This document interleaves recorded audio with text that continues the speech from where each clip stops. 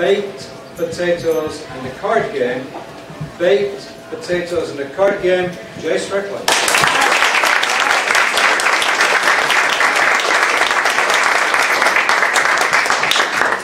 Baked potatoes and a card game. When I hear that phrase, it reminds me of two relationships that started on the wrong foot, but later became lasting friendships. Mr. Toastmaster, fellow Toastmasters, welcome guests and dignitaries. I once worked for the same guy for 19 years in two different companies. He was 6'4", weighed 300 pounds. I won't tell you his name, it was Dick. I was senior district manager for AC Delco Spark Plugs for General Motors Parks, living in San Antonio. My territory was from Austin to Brownsville, the whole valley, and the river. Dick would come ride with me about every 6 weeks. And he had one routine.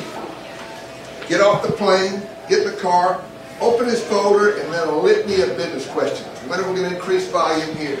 Who else are you going to hire the salespeople? What are we going to do next year? And until lunch. Then he got nice. Then back to the same thing. Well, I'm trying to think. You know, when you drive 700 miles with somebody for a week, that's a lot of windshield time. I'm trying to find a balance in conversation. So I remember reading a book by Dale Carnegie. And in it he said, how to win friends over to your way of thinking. Talk in terms of the other person's interest. So I said, well, what interest does Dick have? 6'4", 300 pounds? Food! So the next time he gets off, he gets in the book, he starts open. I said, wait a minute, Dick, before you start, let me tell you about this exquisite restaurant we're going to tonight. About the baked potatoes. They're huge! They're Idaho Supremes. So they scrape all the potato out and put it aside. Then they put a layer of thinly sliced hickory smoked sirloin steaks and a layer of potato. Then they put a layer of melted butter with a dab of garlic and a layer of potato. And then they put a layer of sauteed California scallops and then a layer of potato. And they top it off with 2 big humps of homemade sour cream. The folder's closed. It's 9 o'clock in the morning, he's ready to eat lunch. The key is, I talked in terms of his interest. And I achieved what I was looking for, a balance in conversation. Years later, when we both called, we were playing golf together, they said, you know, I used to like to come ride with you, Jay. Really? Why? He said, because you were easy to talk to. Talking in terms of the other person's interest. My second experience was Texaco was one of my largest accounts. I walked in one day and the receptionist said, Jay, you're in big trouble. Again? What is it this time? I said, we have a new regional manager coming in. And the regional manager with Texaco was God in a 3-piece suit. He made all the buying decisions. He did everything there was to do as far as business. Well, I said, well, tell me about it. He said, well, his name is Tom Meadows. And I said, well, tell me about Tom Meadows. He said, well, he has 2 children in school. What else? He eats salesmen for lunch. Really? What do you mean? He said, when you go in, he's got a kitchen timer.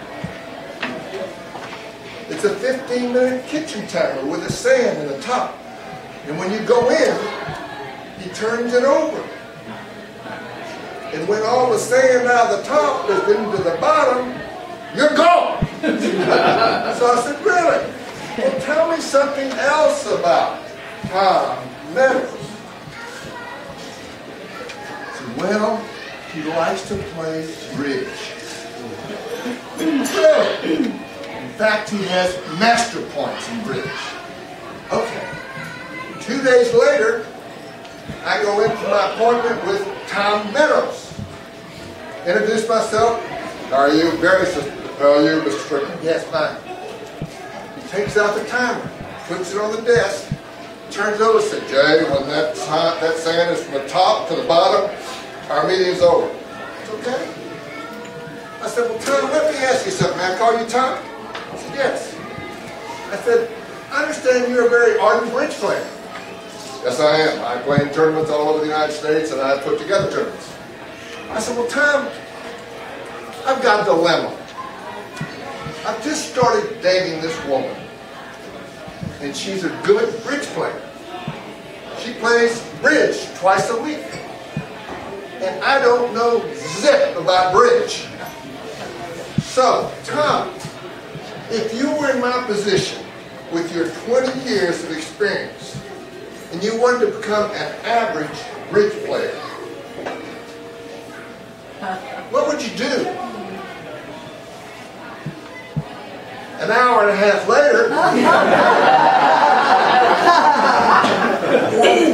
I walked out knowing a lot more about bridge than when I walked in. Had a sizable order. And we later became friends.